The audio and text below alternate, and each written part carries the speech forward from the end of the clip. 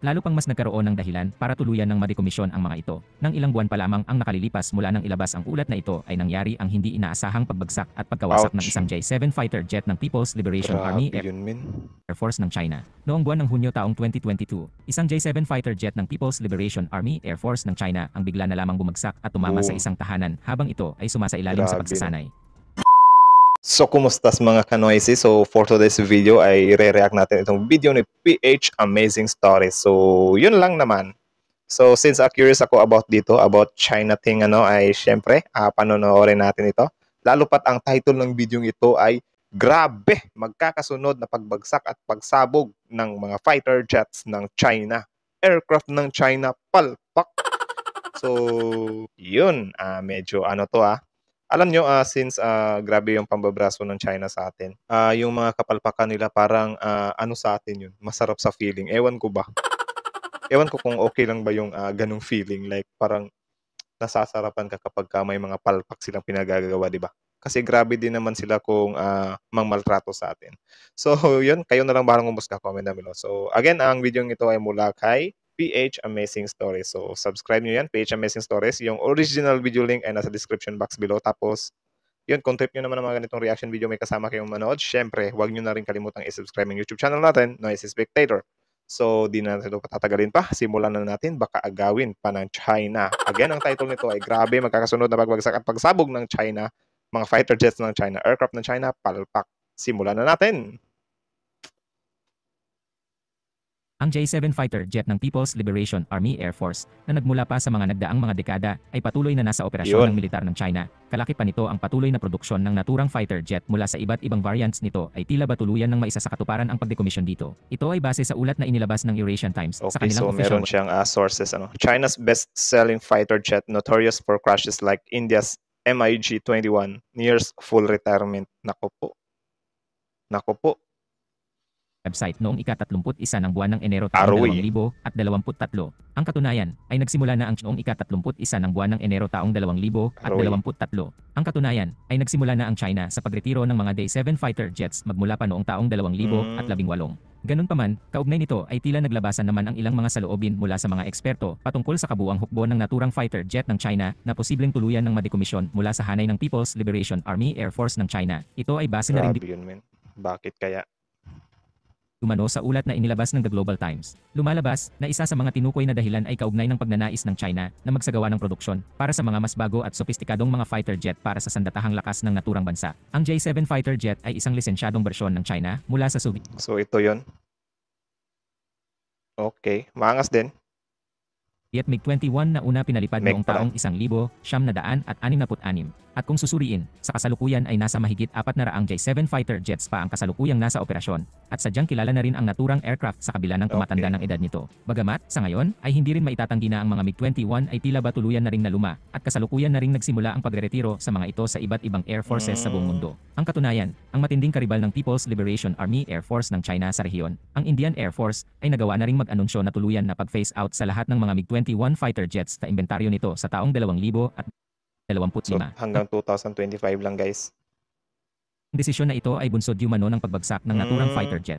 At lalo pang mas nagkaroon ng dahilan para tuluyan ng madekomisyon ang mga ito. Nang ilang buwan pa lamang ang nakalilipas mula nang ilabas ang ulat na ito ay nangyari ang hindi inaasahang pagbagsak at pagkawasak ng isang J-7 fighter jet ng People's Liberation Army Air. Yun, min. Bumagsak talaga. May sakay yan, isang tao ata. Gagi. Ano yan, dahil luma na? Or hindi na siya war-worthy, or parang humina na siya? I don't know. Air Force ng China. Noong buwan ng Hunyo taong 2022, isang J-7 fighter jet ng People's Liberation Army Air Force ng China ang bigla na lamang bumagsak at tumama sa isang tahanan habang ito ay sumasailalim sa pagsasanay. Ito ay nagresulta sa matinding pagkawasak ng naturang aircraft kaugnay ng biglaang pagbaksak nito sa kalupaan. Ang katunayan ay tinukoy ang naturang aircraft bilang notorious bunsod ng makailang beses na nangyaring biglaang pagbagsak at pagkawasak nito. Bagay naman na naging dahilan para tuluyang mabahiran ng samot-saring komento at tila ba nakaapekto sa reputasyon ng naturang aircraft ng China magmula pa sa mga nagdaang mga taon. Wala eh. Made in China eh. So alam nyo na, kapag made in China, guys, di ba? Dapat talagang i-boycott yung mga yan. Sa kabila nito ay hindi rin maitatago ang katotohanan na bukod sa China, ang F-7 fighter jet ay patuloy pa ring nasa operasyon sa iba't ibang mga militar ng mga bansa sa buong mundo. Kung susuriin, noong buwan ng Mayo taong 2022, 2 piloto ng Iran ang tuluyang nasawi matapos bumagsak ang kanilang F-7 fighter jet malapit sa Anarak. Idagdag pa dito, kapwa ang Pakistan at Bangladesh Air Force ay makailang beses na ring nagtamo ng halos magkaparehong mga insidente ng pagbagsak ng kani-kanyang mga fighter jets mula sa naturang modelo ng Ano ba aircraft. yan? Sa tuwing nasa ibabaw sila or yun nga kasi sobrang rare rin kasi ng aksidente sa himpapawid guys kaya medyo nakaka-alarma siya kapag may mga ganyang incident, di ba? Incident bang tawag diyan? May mga ganyang pangyayari, di ba? Nakaka-alarma siya kasi nga sobrang rare lang ng mga pangyayari. Unless yung mga eroplanong yan ay parang hindi pulido or yun, pangit yung pagkakagawa or yung mga pyesa parang ano, di ba? Parang ganun lang din. Parang maybe ganun yun. Ngayon, ang patuloy na nalulumang teknolohiya ay unti-unti nang sumasailalim sa pagdekomisyon, isang patunay na tila ba tuluyan na ngang dumating ang panahon para sa pamamaalam ng mga J-7 fighter jets. Ang naturang ulat ay inilabas ilang araw lamang matapos bigyang diin ng South China Morning Post sa kanilang official website ang patungkol sa mga J-7 fighter jets na papalitan na ng mga mas bagong aircraft gaya ng mga J-610 fighter jets para harapin ang mas matitinding hamon. Ang katunayan ay nagawa na rin ng China na ianunsyo ang patungkol sa pagde-deploy nito ng mga J-16 aircraft sa lahat ng theater commands ng People's Liberation Army ng China. Ang katunayan, tuluyan na ring umamin at Matik nagpahayag na ng yan. isang Ika nga nila, kakarmahin talaga yung China dahil sa pinagagawa nila sa buong mundo, di ba? retiradong People's Liberation Army Air Force Equipment Specialist ng China at sinabi nito na ang mga lumang military aircraft ng China gaya na lamang ng J-7 fighter jet at maging ng J-8 aircraft ay hindi sapat para harapin ang mas tumitinding mga hamong pangseguridad. Ayon pa sa pahayag ng isang Chinese expert na si Du Wenlong, ay sinabi nito sa Global Times na ang mga J-7 fighter jet ay posibleng tuluyan ng madekomisyon mula sa serbisyo sa hanay ng People's Liberation Army Air Force. Nabanggit din ng ilan pang mga Chinese military experts ang kanilang mga saloobin patungkol sa China na posibleng tuluyan ng palitan ang mga luma nitong fighter jets gaya ng J-7 so ng mga high factor din daw talaga yung pagiging luma niya kaya ayun bumabagsak. Bakit ba hindi ba nila mini-maintenance yan?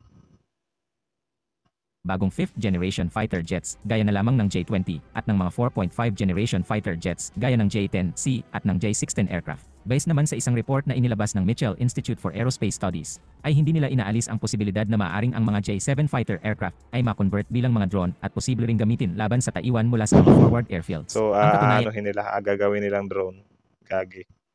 base sa ilang mga eksperto ay nagawa na ngang ma-convert ang mga D-7 fighter jets bilang mga target drones. Ito ay sapagkat ang mga radar cross-section images ng mga ito ay maihahambing sa mga IDF aircraft ng Taiwan at ng mga F-16 ng United States na tiyak na makaapekto sa operasyon mga depensang Wise, no? panghimpapawid. Kung kaya, bagamat unti-unti na nang sumasailalim sa pagdekomisyon ang mga J-7 fighter jets ng People's Liberation Army ng China, ay asahan pa di umano na maaari patuloy pa ring manatili ang presensya ng mga aircraft na ito maging sa kasalukuyang panahon o sa sandaling hinaharap. Di may kakailan na ang J-7 Yun nga lang din, wala eh.